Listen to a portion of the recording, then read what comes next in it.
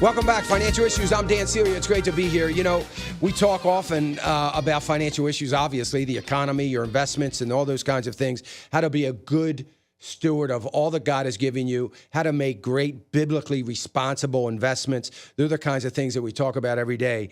And, you know, one of the greatest investments you could make is in the heart of a child. And you've heard me talk about this so much.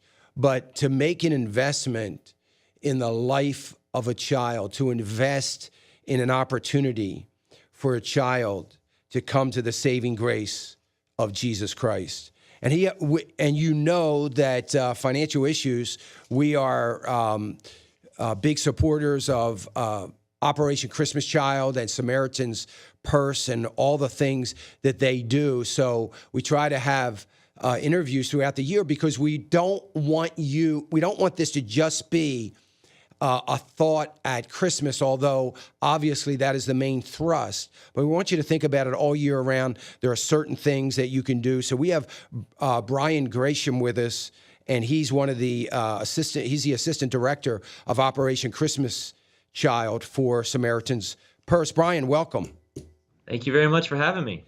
Brian, boy, you've been with Samaritan's Purse for some time. I know you started out in the Sudan, didn't you? Yeah, that's correct. My wife and I actually started with Samaritan's Purse serving in Sudan in 2004.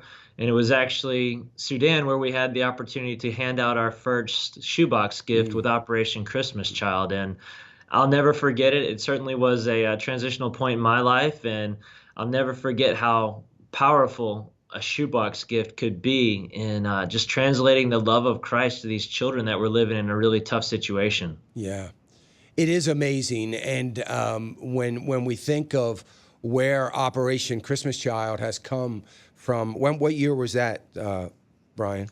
Well, that was 2004 when we were in Sudan, but OCC's been working and serving around the world since 1993. Yeah. And doing so much. And, you know, the thing I love about OCC and Operation Christmas Child and Samaritan's Purse, they're not giving a shoebox and going away. You know, they're disciple. They have a plan set up. We had the joy of watching the very first class of the discipleship program there at where we were in Mexico, and you were on that trip with us.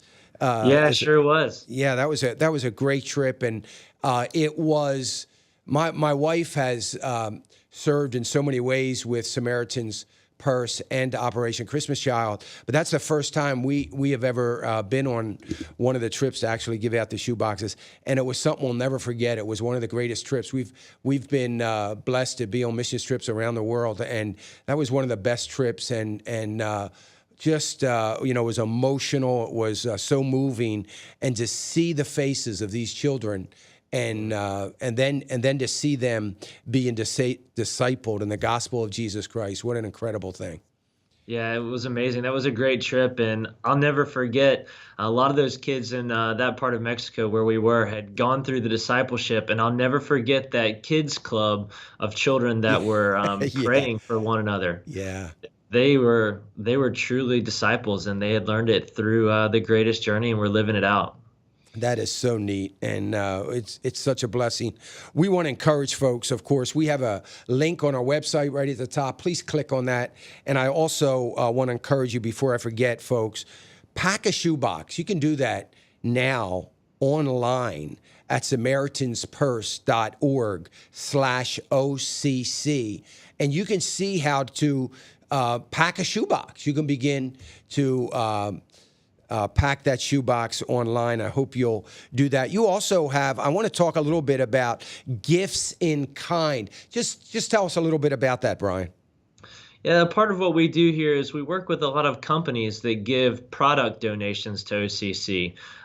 We all think of the shoebox gift as the first and primary way in which someone can participate in the ministry, but a lot of people don't realize that corporations can also get involved if they manufacture or sell toys, school supplies, or hygiene items that are appropriate for shoebox gifts. And so what we do is we take these product donations, and in our processing centers around the country, we use them to fill in any empty space that might be in a shoebox, because obviously when we get this box and we give it to a child, we want to make sure that it's completely full, a complete full representation of how much God loves that child.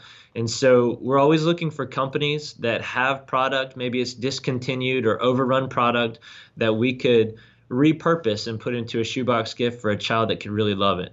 Well, that is great. And how do they find out information about that? If there's a company listening that fits that bill there, what can they do?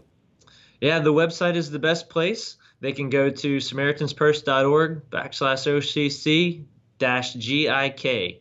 And there's information about that and all the other ways you can get involved with Operation Christmas Child, such as volunteering or, like you said, how to pack a shoebox. That's great. And all that information, folks, is on our website, so you can check that out. Paint a picture for us a little bit about what it takes to pull together millions of shoeboxes across the U.S. I know you're involved in logistics. How do you handle the transportation, and how's all that work? That's a great question. You know, it's only possible through prayer because it's a very big network of volunteers and churches that make this possible. Our collection network comprises of about 5,000 churches across the U.S., and they collect shoeboxes. They consolidate them down into about 600 locations where we stage tractor trailers during the third week of November. And over the course of that week, we're filling about 1,600 tractor trailers and working with about 80,000 volunteers to make sure that every shoebox is properly handled and transported onto our processing centers. But, you know, none of that is possible without prayer. We take every volunteer's time very seriously, and every shoebox we cherish. And we just couldn't do it without all these volunteers that make it all possible, and the churches that they represent. Yeah, it is amazing to see the volunteers, and we've been at all stages of this at processing centers and packing the trucks and all of those different stages. And it is amazing how many people are involved. It is, and the logistics of that. But you know, one of the things that I love, Brian, more than anything about Samaritan's Purse, about Operation Christmas Child, is this just absolute sold out commitment. It's not about how many boxes they distribute. It's not about how many countries that they're in. They're incredible, first of all, incredible stewards of their resources, like nothing I've ever seen. And they care first and foremost about the proclamation of the gospel. That's really is at the forefront of everything that all of you do, isn't it? It's absolutely who we are. It's what we do. We exist to make disciples and to tell these children and their families of the good news of Jesus Christ, and that regardless of whatever circumstance they're in, hope can only be found through Christ. And so we do our very best to proclaim that, to share that, to encourage people to get involved in that. I know there's just not many ways I know of where someone can share their faith more tangibly in a more powerful way than through a practical gift like a shoebox, because we're able to translate the love of Christ very clearly through that. And as you mentioned, we strive on our side to be very good stewards of every gift, of every dollar that we receive, and we work every year to try and improve upon it, to make the process better, to proclaim the gospel more clearly in more languages. And, you know, the greatest journey, the discipleship program that the children will have opportunity to go through, and there's textbooks, and people can donate for those books that they get in their languages. And when they complete that, they get a New Testament in their language. And but I wanted to point out that one of the things, you have teams well ahead of these areas that are receiving these shoeboxes, and you're raising up pastors from the people, local churches, or building local churches. This isn't a team that is coming in to do this discipleship work. This is a pastor that is building a church. And one of the things that struck me when we saw the beginnings of that program, The Greatest Journey, where all the adults were hanging in the windows, you know, listening, very carefully listening and watching, and I'm sure being fed by their children as they go home after these classes. So it really is an amazing event, isn't it?